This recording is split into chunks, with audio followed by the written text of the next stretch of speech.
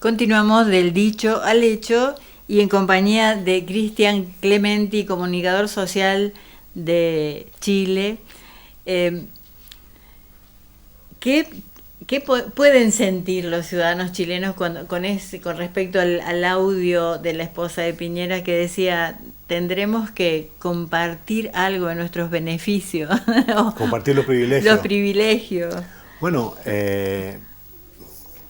yo creo que la tradición es subconsciente porque en estricto rigor hay un 2% de la población en Chile que se lleva el 50% del PIB.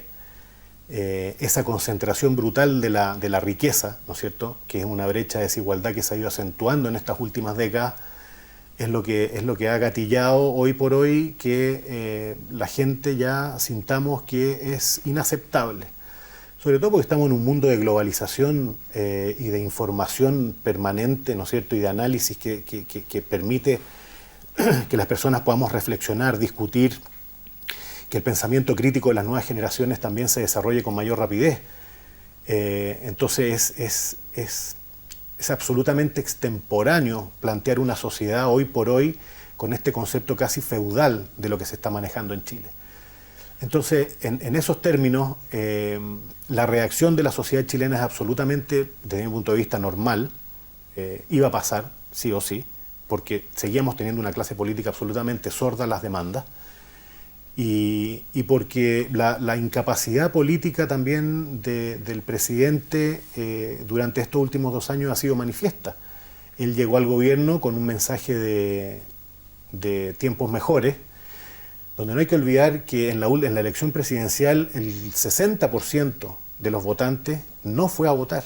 Así es como un sentimiento de no creer en la fuerza del voto. Absolutamente. Y que iba a cambiar algo. O sea, es una clase política que está absolutamente deslegitimada por la sociedad, o por lo menos por ese 60% de la sociedad, donde el 40% que vamos a votar somos los que estamos de alguna manera en generaciones un poco más viejas, entre comillas, que tenemos adquirido ese sentido cívico de votación y porque de alguna manera mantenemos una esperanza vigente de que a través de la política podamos cambiar las cosas. Estando en Santiago hace unos días, yendo un poco al centro donde se están produciendo las mayores manifestaciones en la plaza, la rebautizada Plaza de la Dignidad, había un rayado que decía: tuvimos que quemarlo todo para que nos escucharan.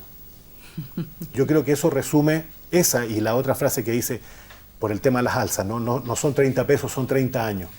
Yo creo que eso resume un poco el sentimiento de la gran mayoría de los ciudadanos en Chile, porque hoy día vemos que Piñera tiene un apoyo de un 9 o un 10% de aprobación. Y la clase política y el gobierno están entre el 8 y el 10 también. Eso en cualquier país del mundo significaría la renuncia del presidente y un llamado a elecciones anticipadas. ¿Qué clase de persona es Piñera?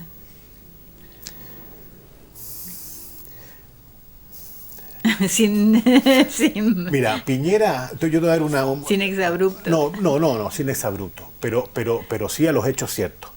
Piñera el año 80 estuvo declarado reo por el desfalco de un banco y estuvo 30 días prófugo. Esto lo pueden revisar en Google y está ahí, ¿no es cierto? En ese momento el hermano de Piñera, José Piñera, que es el ideólogo perverso de las AFP, era ministro de gobierno de Pinochet. Y la sobrina de Pinochet era ministra de Justicia. Bueno, la ministra de Pinochet lo indulta a Piñera. Piñera no es un empresario, Piñera es un especulador. Piñera es un tipo que compra acciones y vende acciones, ¿no es cierto? Y las transa y las vende y las compra y las transa y las vende. Y en la pasada va ganando plata. No es un tipo que tenga industrias ni fábricas, ni de empleo, ni produzca bienes ni servicios de ningún tipo. Es un especulador. Es un especulador que hoy día tiene también un proceso pendiente en Estados Unidos por uso de información privilegiada con las acciones de la en Chile. Tiene una situación pendiente en la Argentina por unas coimas también con funcionarios de gobierno en su momento con LAN. Tiene la compra de una pesquera peruana mientras Chile estaba en el litigio con Perú en La Haya por el tema marítimo limítrofe. O sea, Piñera tiene un prontuario en ese sentido como empresario que es bastante cuestionable, por no decir abiertamente inmoral. Pero hay un sector de la sociedad que sigue pensando que esta casta de empresarios, ¿no es cierto?, que llega al poder básicamente por los recursos económicos que tiene y no por la preparación política que tiene, no necesitan más dinero, por lo tanto no van a robar. Bueno, lamento decepcionarlos a todos ellos, es absolutamente falso. Piñera en su primer gobierno terminó con el doble de su fortuna en relación a lo que inició. O sea, entró a su gobierno, el primer gobierno, con 1.500 millones de dólares, 1.600, y salió con 3.000. A pesar de que tenía todos sus capitales en fideicomisos ciegos, en fin. Porque no son políticos. Y la situación que está enfrentando Piñera hoy, y la que viene enfrentando hace un mes, lo ha demostrado. Piñera está en una bancarrota política. No ha tenido manejo, no ha tenido liderazgo, no ha tenido capacidad de oír a la gente, ha tirado unas medidas en una agenda social, ¿no es cierto?, donde cree que porque sube un 20% las pensiones, que son $30, esto se va a contener, pero no hay ninguna solución de fondo. Los abusos continúan en términos de lo que son las tarifas de los servicios básicos. Las tarifas del transporte no han bajado, no se ha tocado a las AFP. Las AFP acaban de tener un resultado de $500 millones de utilidad, ¿no es cierto? Las ISAPRES, que son las instituciones de salud privada, donde hay 3 millones de chilenos, pero hay 12 que están en el sistema público, tampoco se ha tocado. O sea, todo lo que realmente está afectando a la gente no se ha tocado. Y ahí está el centro del descontento que actualmente sigue en Chile. Porque si bien la clase política tomó un acuerdo para un cronograma de plebiscito para una nueva constitución, que es en abril el plebiscito, ¿no es cierto?, para ir a otro en octubre y estirar este elástico. Así es, cuando ya Piñera esté terminando su mandato, claro, digamos, y haya terminado. La realidad hoy acuciante de los chilenos no ha tenido respuesta, ni desde el gobierno ni desde la clase política. Entonces, seguimos teniendo una represión brutal de carabineros, más de 220 personas con lesiones oculares que en muchos casos le ha costado la visión, torturas, vejámenes sexuales. Está la Corte Interamericana, hay una misión especial de la Corte Interamericana de Derechos Humanos hoy en Chile, en terreno, donde recibió más de 50 organizaciones. Hoy día la presidenta del Colegio Médico conminó al gobierno a que instruya a carabineros a terminar con el uso de balines y perdigones de goma, que entre paréntesis salió un estudio de la Universidad de Chile el día de ayer que solamente el 20% de los perdigones son de goma. El resto son compuestos que incluyen el plomo. Sí, sí. Entonces, tenemos un cuadro de violencia represiva brutal, realmente brutal, casi criminal, de abusos tanto a nivel físico como a nivel psicológico, como a nivel de químicos, ¿no es cierto?, con la cantidad de gases, y donde hay, a partir del acuerdo político que se tomó el viernes pasado, el jueves, ya entrada la noche, bien madrugada del viernes, fracturó a la izquierda. Hay un sector de la izquierda chilena con representación parlamentaria, donde además están todas las organizaciones sociales, que lo rechaza de plano. Mientras no se detenga la violencia que está ejerciendo el gobierno, no hay disposición para llegar a ningún tipo de acuerdo entre cuatro paredes. Ese es uno de los requerimientos fundamentales, y el segundo es que la ciudadanía esté presente en ese acuerdo de cronograma constituyente. ¿Por qué resiste la ciudadanía, el pueblo en la calle? Porque es fuerte. Porque las soluciones, entre comillas, no satisfacen las necesidades reales de la gente. No se pueden tomar decisiones políticas o económicas improvisando en base al reclamo que está haciendo la gente para ver si con esto se calman. O sea, lo que se necesita ahí son reformas estructurales, profundas y de fondo. Entonces, mientras vamos camino a esta nueva constitución, muy bien, podemos ir discutiendo cómo la enfrentamos, qué es lo que tenemos que afinar, que pulir. Pero la realidad del chileno, la realidad cotidiana del día a día, es tremendamente grave. O sea, los bancos siguen cobrando las deudas, siguen ejecutando a los estudiantes morosos, siguen embargándole las propiedades a los padres, los sueldos siguen siendo insuficientes, el transporte público se lleva entre un 15 y un 20% del ingreso mínimo. Sí. Entonces, la realidad cotidiana va más allá de un acuerdo político hacia futuro, claro, que obviamente que nos satisface. No hay tiempo, digamos, el tiempo es hoy. No hay tiempo, y la juventud en ese sentido tiene un sentido inclaudicable, ¿no es cierto?, de que la dignidad robada y secuestrada durante estas décadas no se puede posponer más su recuperación.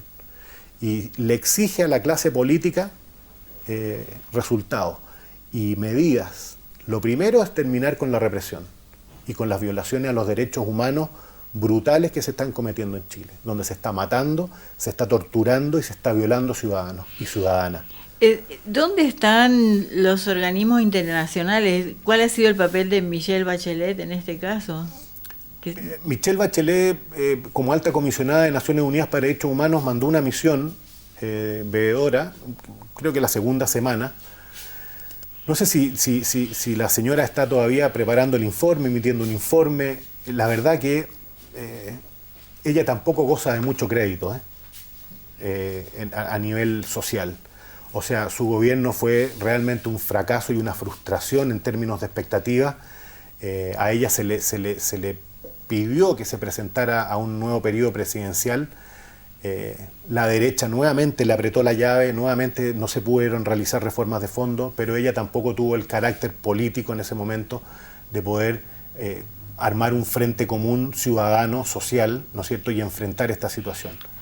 Los primeros reclamos de los estudiantes era justamente eso, por el sistema educativo que sea libre, que sea accesible, y ella prometió, pero no se hizo nada. No solamente no hizo nada, sino que además tocó una vena muy sensible en el tema de los derechos humanos, y que fue la represión brutal que se ejerció contra el pueblo mapuche. O sea, el gobierno de Michelle Bachelet ideó el Comando Jungla y la Operación Huracán, que abarcó también territorio argentino, ¿no es cierto?, con operaciones de inteligencia que después fueron descubiertas, donde los policías falsificaron comunicaciones de WhatsApp entre dirigentes mapuches, hablando de intercambio de armas, o sea... Para criminalizar... Una criminalización y una represión brutal del pueblo mapuche. Se cumplió un año del asesinato de Camilo Catrillanca, ¿no es cierto?, comunero asesinado por la espalda por carabineros de Chile en el Gualmapu.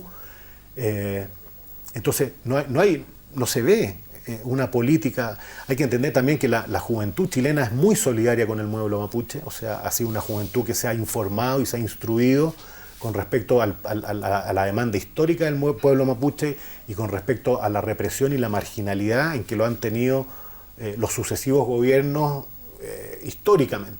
Y lo que está haciendo la juventud también está volviendo a leer la Constitución que está rigiendo en este momento, es decir, están apuntando a eso, a la reforma, y porque tenemos entendido que hay una alta demanda de la impresión de la Constitución, la sí. Constitución impresa, eso es lo que... Lo que pasa es que en una Constitución donde se garantiza el derecho a la propiedad privada antes del derecho de las personas y de los ciudadanos, es letra muerta.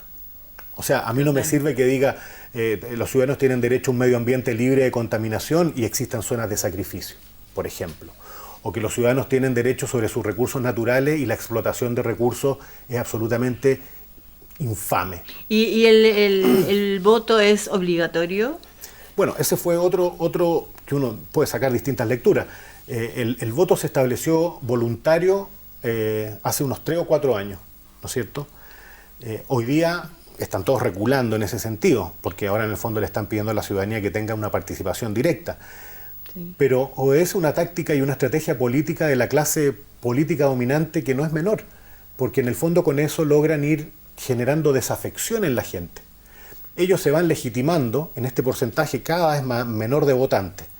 Pero lo que yo creo que no contaron y nunca consideraron, por una cosa histórica también, es la capacidad de reacción que tuvo el pueblo chileno hoy. ¿Qué es lo que apostó el gobierno? A que el movimiento se fuera debilitando, se fuera desinflando, que la gente fuera a empezarlo a rechazar por la violencia que se estaba generando. El punto es que si bien la gente no simpatiza con la violencia, sí entiende por qué se produce. Y de alguna manera, no voy a decir celebra, pero respeta mucho que haya juventud que le esté poniendo la cara a la represión, ¿no es cierto?, defendiendo a los manifestantes pacíficos de que no entre carabineros a reventar las manifestaciones. Hay videos de encapuchados conversando con carabineros de tú a tú. Hay videos de encapuchados bajándose del carro policial y entrando a comisaría. Hay videos de militares saliendo de fábricas quemándose, donde se encontraron después cuerpos Sí. baleados. De desaparecidos, Entonces, jóvenes que... ¿de dónde realmente se genera, de dónde realmente viene esta violencia y esta vorágine de violentista? ¿Cómo se produce? ¿Quiénes están metidos detrás de eso? ¿Quiénes están provocando que se produzca eso para justificar después la represión?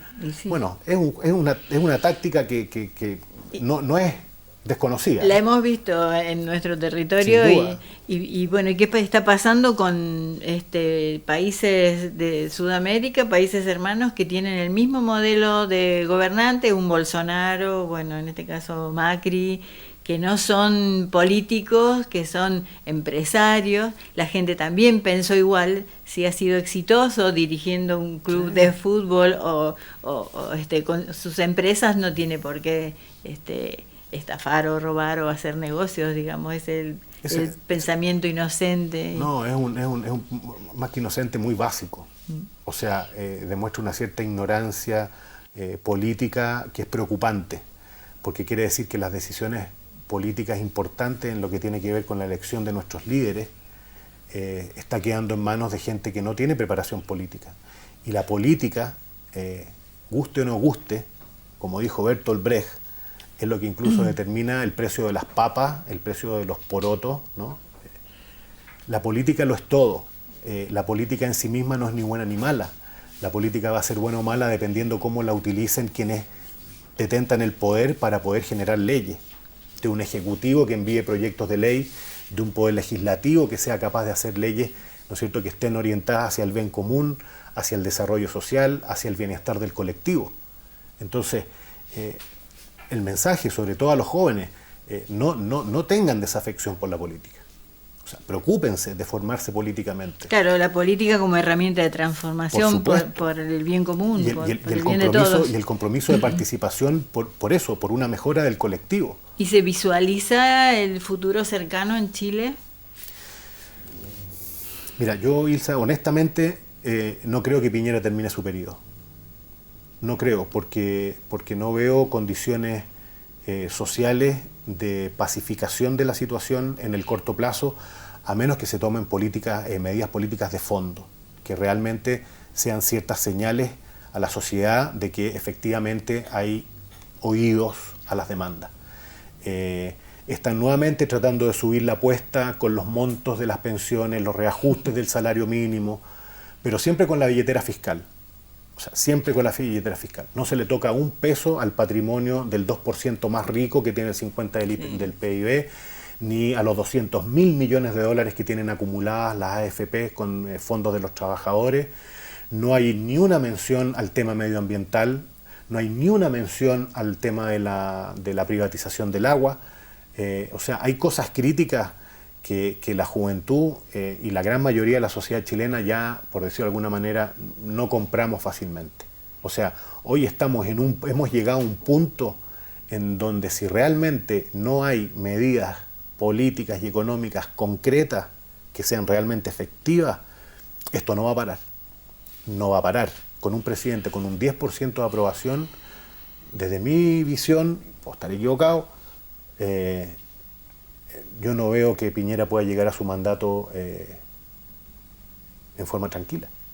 Bien, eso otra vez pensaba en el título, ¿no?, del documental La Batalla de Chile, y es un documental de Patricio Guzmán. Así es.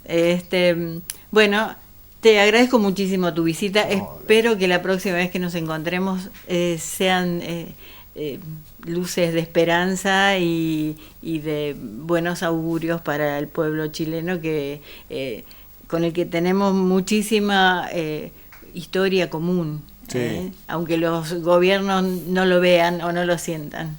Les agradezco mucho la invitación y les agradezco además el interés y la preocupación por lo que está pasando allá. Así que muchas gracias por la invitación nuevamente. Bueno, será hasta la próxima. Vale. Muy bien. Bueno, vamos a una nueva pausa y esto es Del Dicho al Hecho.